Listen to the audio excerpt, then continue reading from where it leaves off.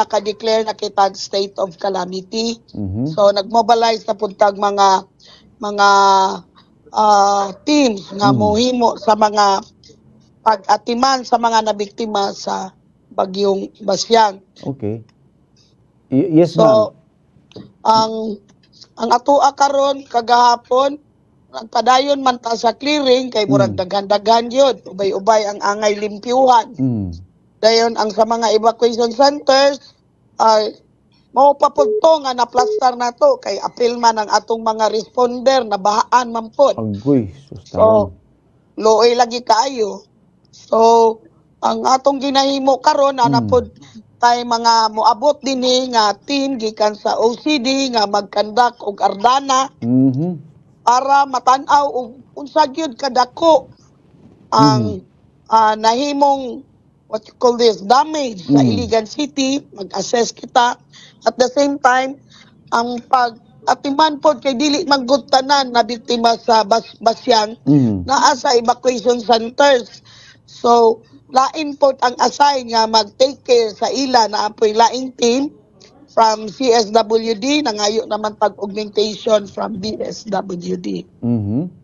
Okay. So, Now, yes ma'am. Now, ato sa ning tagsaon no, kay state of calamity naman ning atong syudad sa Iligan karon, gumikan ni Basyang. But as to numbered barangays, unsa man saturated ang tanang barangay apektado ba o pila lang ni ka barangay ang medyo naapektahan bat ba mitala og serious damages?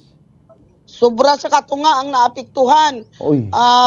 Sa reported namo na 24 ka barangay, no? Ang naapektuhan. Oh, okay. So, out of 24, Out of 44 barangays total ang Iligan, 24 ang naapektuhan gyud nga medyo naagyoy damage. ang kadaghanan aning 24, ma'am, unsa man ni naa sa atong urban area o naa diri sa mga consider nato nga medyo hinterland gamay? Mao na kay first time po ni nahitabo na ang urban area gyud ang naapektuhan og dako. Wa man gani ni mag-expect nga sa city proper ang tubig moabot og lampas tao. Grabe kalawon ba? So kani nga mga tubig gikan ni sa asa man ni nga mga identified nga mga suba po diha gikan nga nang awas.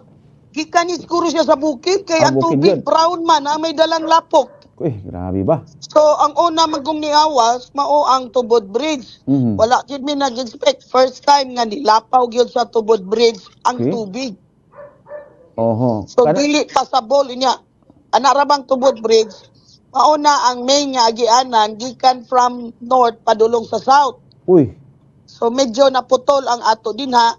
Then ang isa ang Tabangkan Bridge ni apaw na pod.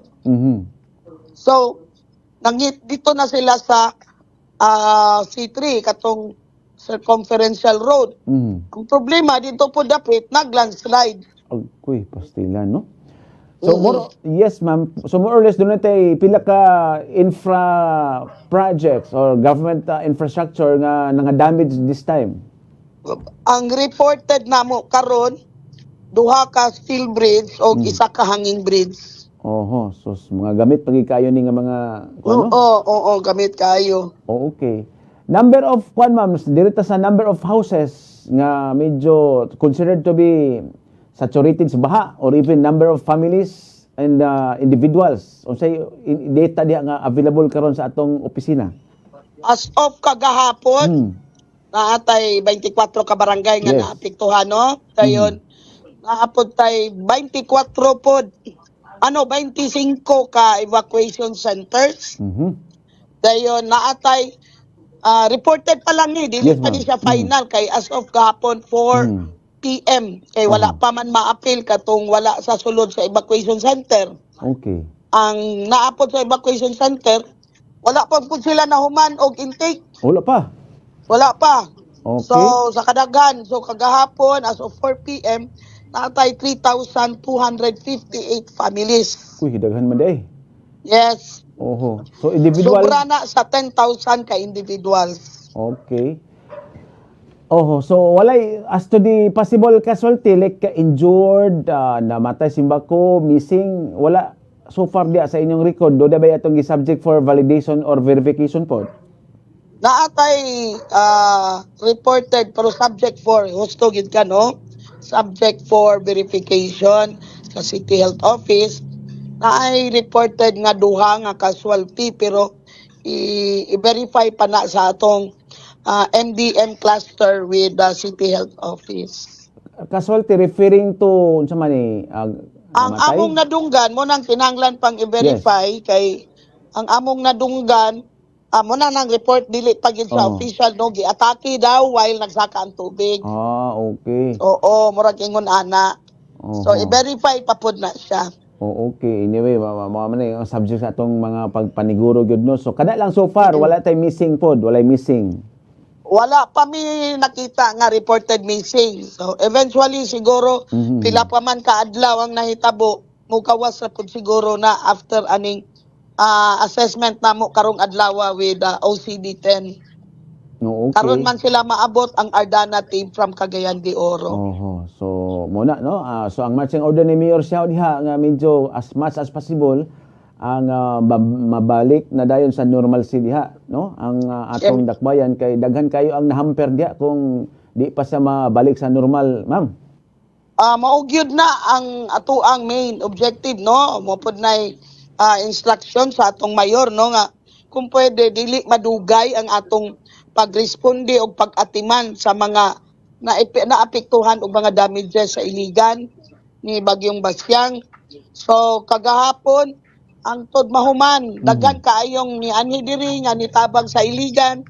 Labaw na gyud sa clearing operation kay ang syudad nagdala man og lapok ang bagyo. Mo lagi. So, pagpanglimpyo din naapektuhan ang city proper nga Montay Center of Commerce. Yes, so pertaining sa sentro, so sa ato pa natin mga business establishment diya nga maybe until now dili normal pang operation or ang ba nagsirado pa?